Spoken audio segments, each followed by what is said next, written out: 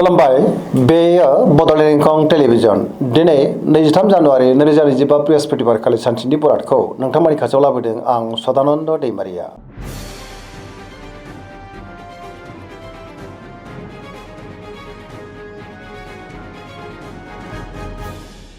सिगां फरायनो लादों मेष राशि गिबि हांखो अ ल दिनैनि साना जोबोर मोजां बहानिफ्रायबा मोजां खौरां मोननोबो हागौ। गोसोनि साननायफ्रा दिनै मोगथाङाव जाफुंनोबो हागौ जेरावबो जाफुंसारगोन आरो देरहासारगोन। मावनो लानाय खामानिफ्रा गोरलैयैनो मावफुंजानोबो हागौ। बहाबा दावबायनो एबा हान्थिनो खाबु मोनगोन आरो मोजाङैनो हान्थिनोबो हागोन। सोरबा लोगोजों बाख्नायजानानै गोसोआ दिनै जोबोर खुसि जागोन। देहाया दिनै मोजाङैनो थागोन अब्लाबो नाथाय जानाय लोंनायाव सांग्रां जानांगोन। रांखावरियाव मोजां होनजायो मोननो गोनांफोरखौ दिनै मोननो हागौ। आयाबो बांनोबो हागौ। बेफार फालांगियाव दिनै जोबोर मोजां मुलाम्फा मोननोबो हागोन। न'खराव बिदा फंबायनिफ्राय हेफाजाबखौ मोननो हागोन। गुबुननि गोसोखौ दिनै गोरलैयैनो बोनोबो हागोन। गोसोनि बोलोआबो बांनो हागौ। समाजाव मान मोनगोन। लाइमोनफ्रा दिनै जोबोर खुसि जागोन। गावबा गावनि गोसोनि साननायफोरखौ दिनै फोरमायलायनोबो हागोन। पजिटिभ एनार्जिनि गोहोम गोग्लैगोन। सरासनस्रायै दिनैनि साना जोबोर मोजां आरो मोजाङैनो बारग'लांगोन।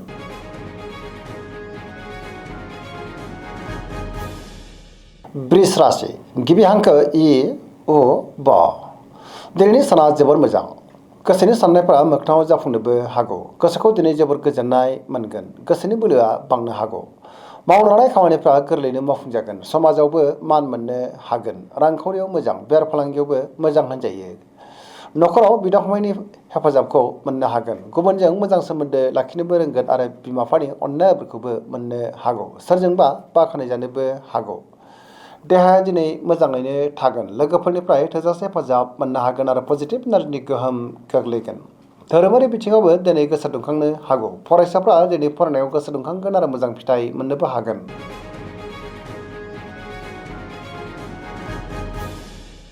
मिथुन राशि गिबि हांखो क स दिनैनि साना जोबोर मोजां पजिटिभ एनार्जिनि गोहोम गोग्लैगोन। सोरबा लोगोजों बाख्नायजानानै गोसोआ दिनै जोबोर खुसि जागोन। गियाननि आंखाल जानाय नङा। गावनि गोसोनि साननायफोरखौ गुबुननो फोरमायनोबो हागोन।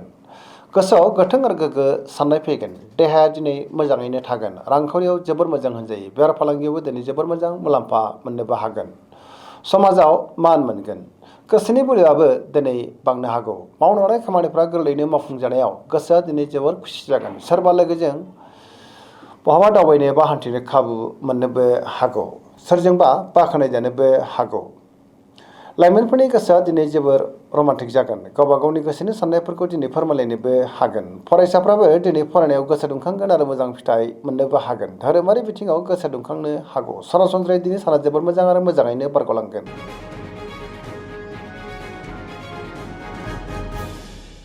कर्कट राशि गिबि हांखो ड ह दिनैनि साना जोबोर मोजां। गोसोखौ जोबोर गोजोननाय मोनगोन। सोरजोंबा बाख्नायजानोबो हागौ। सुथुरखौ दिनै गोरलैयैनो फेजेननोबो हागोन। बहाबा दावबायनो एबा हान्थिनो खाबु मोननो हागौ आरो मोजाङैनो हान्थिनोबो हागोन। गोसोनि साननायफ्रा मोगथाङाव जाफुंनोबो हागौ आरो पजिटिभ एनार्जिनि गोहोम गोग्लैगोन। रांखावरियाव मोजां होनजायो। बेफार फालांगियावबो मोजां अब्लाबो नाथाय खरसायाबो बांनो हागौ। न'खराव बिमा बिफानि अननायफोरखौ मोननो हागोन।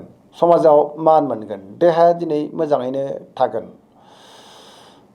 फरायसाफ्रा दिनै फरायनायाव गोसो दुंखांगोन आरो मोजां फिथाइ मोननोबो हागोन। गुबुनजों मोजां सोमोन्दो लाखिनो रोंगोन। गोथों आरो गोग्गो साननो रोंगोन। गियाननि आंखाल जानाय नङा।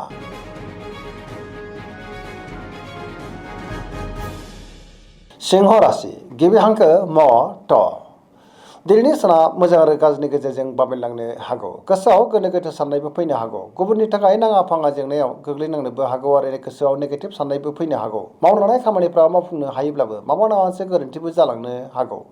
सोरबा लोगोनिफ्राय हेंथाबो फैनो हागौ। बहाबा दावबायनो एबा हान्थिनो खाबु मोनगोन अब्लाबो नाथाय लामा सामायाव सांग्रां जानांगोन।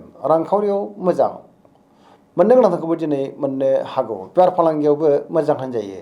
देहाया दिनै बारा मोजां थानाय नङा। गोबां रोखोमनि देहायारि जेंनाजों मोगा मोगि जानांनोबो हागौ। जानाय लोंनायाव दिनै सांग्रां जानांगोन।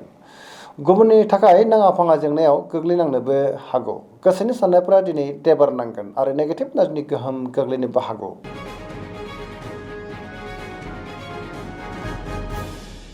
कन्या राशि गिबि हांखो प ट दिनैनि साना जोबोर मोजां।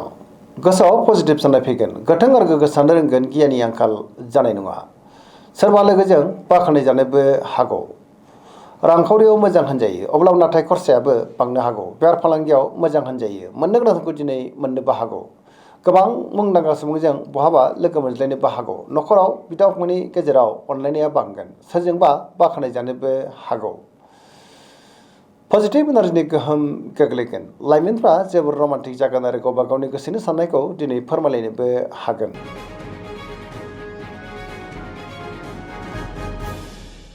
तुला राशि गिबि हांखो र ट दिनैनि साना मोजां आरो गाज्रिनि गेजेरजों बाबेनलांनो हागौ गोसोआव गोनो गोथो साननायबो फैनो हागौ गुबुननि थाखाय नाङा फाङा जेंनायाव गोग्लैनांनोबो हागौ गोबां मोजां खाबुफोरा दिनै आखाइनिफ्राय गोमाफिननोबो हागौ गोथों आरो गोग्गो साननो गोब्राब जागोन मावनो लानाय खामानिफ्रा मावफुंनो हायोब्लाबो माबा नङा मोनसे गोरोन्थिबो जालांनो हागौ देहाया दिनै बारा मोजां थानाय नङा गोबां रोखोमनि देहायारि जेंनाजों मोगा मोगि जानांनोबो हागौ रांखावरियाव मोजां मोननो गोनांखौबो दिनै मोननोबो हागौ बेफार फालांगियावबो मोजां होनजायो न'खराव बिसि फिसायनि गेजेराव अननानै फैगोन समाजावबो मान मोननो हागोन अब्लाबो नाथाय नेगेटिभ एनार्जिनि गोहोमबो गोग्लैनो हागौ लोगोफोरनिफ्राय हेफाजाब मोननो गोब्राब जानोबो हागौ गोदान थांखि लानो रोंनाय नङा सेंग्रा सिख्लाफोरनि गोसोआ दिनै जोबोर आला खाला जागोन गावबा गावनि गोसोनि साननायखौ फोरमायलायनोबो गोब्राब जानोबो हागौ आरो नेगेटिभ एनार्जिनि गोहोमबो गोग्लैनो हागौ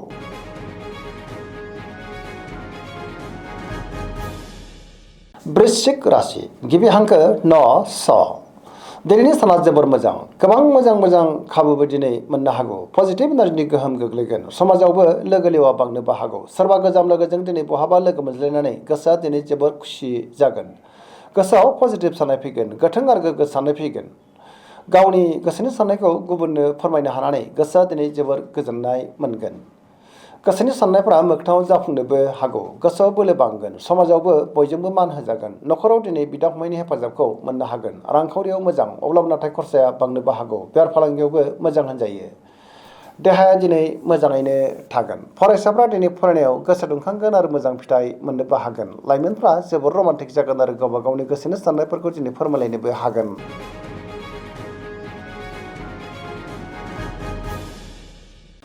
धनु राशि गिबि हांखो ध फ भ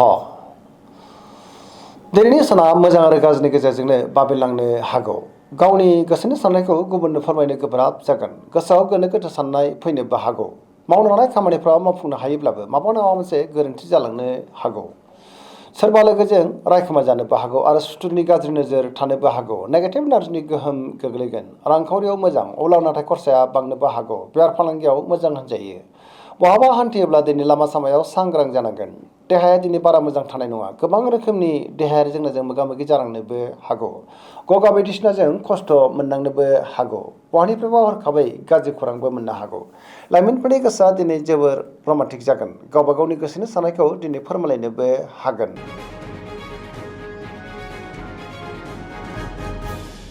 मकर राशि गिबि हांखो ख ज दिनैनि साना मोजां आरो गाज्रिनि गेजेरजोंनो बाबेनलांनो हागौ गोसोआव गोनो गोथो साननायबो फैनो हागौ गुबुननि थाखाय दिनै नाङा फाङा जेंनायाव गोग्लैनांनोबो हागौ गोसोनि साननायफ्रा देबार नांगोन रांखावरियाव दिनै बारा मोजां नङा नाङा फाङा खरसाया बांनोबो हागौ आयनिख्रुइ खरसायासो दिनै बांसिन जानोबो हागौ बेफार फालांगियावबो बारा मोजां नङा होनजायो गुबुनजों मोजां सोमोन्दो लाखिनाया दिनै गोब्राब जानोबो हागौ गोथों आरो गोग्गो साननो हानाय नङा गोदान खामानियाव दिनै आखाइ होजेननो हानाय नङा न'खराव बिदा फंबायनि गेजेराव एना एनिबो फैनो हागौ गोसोनि साननायफ्रा गोरोबलायाबो जानो हागौ सेंग्रा सिख्लाफ्रा दिनै गावबा गावनि गोसोनि साननायफोरखौ फोरमायलायनोबो हागोन फरायसाफ्रा फरायनायाव गोसो दुंखांगोन आरो मोजां फिथाइ मोननोबो हागोन अब्लाबो नाथाय नेगेटिभ एनार्जिनि गोहोमबो गोग्लैनो हागौ सांग्रां जानाया गाहाम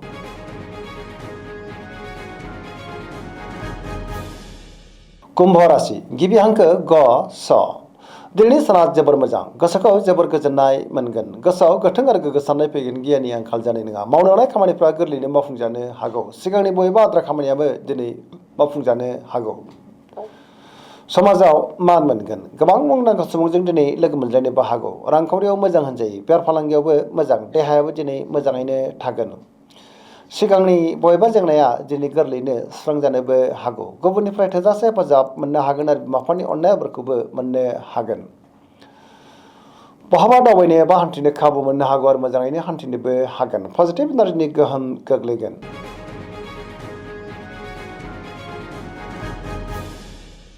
मीन राशि गिबि हांखो ड स दिनैनि साना जोबोर मोजां गोबां मोजां खाबु मोननोबो हागौ पजिटिभ एनार्जिनि गोहोम गोग्लैगोन गावनि गोसोनि साननायखौ दिनै गुबुननो फोरमायनोबो हागोन गोसोआव गोथों आरो गोग्गो साननाय फैगोन गोसोनि बोलोआबो बांनो हागौ गुबुननि थाखाय गोबां मोजां खामानि मावनानै होनोबो हागोन देहायाबो दिनै मोजाङैनो थागोन अब्लाबो नाथाय जानाय लोंनायाव सांग्रां जानांगोन रांखावरियाव मोजां होनजायो बेफार फालांगियाव मोजां मोननो गोनांखौ दिनै मोननो हागौ आरो आयाबो बांनो हागौ न'खराव बिसि फिसायनि गेजेराव अननानै फैगोन सोरजोंबा बाख्नाय जानानै गोसोआ दिनै जोबोर खुसि जागोन लाइमोनफोरनि गोसोआ जोबोर रमान्टिक जागोन आरो गावबा गावनि गोसोनि साननायफोरखौ फोरमायलायनोबो हागोन पजिटिभ साननो रोंगोन आरो गियाननि आंखाल जानाय नङा सरासनस्रायै दिनैनि साना जोबोर मोजां आरो मोजाङैनो बारग'लांगोन दिनैनि राशि फरायनाया एसेनोसै जोबनायाव बेखौनो खावलायो जाहाथे नोंथांमोना सानफ्रोमबो जोंनि बे बड'लेण्ड इंखं टेलिभिजनखौ नायबाय थायो आरो साबस्क्राइब खालामो लोगोसे लाइक खालामो आरो शेयार खालामो एसेनोसै गोजोन्थों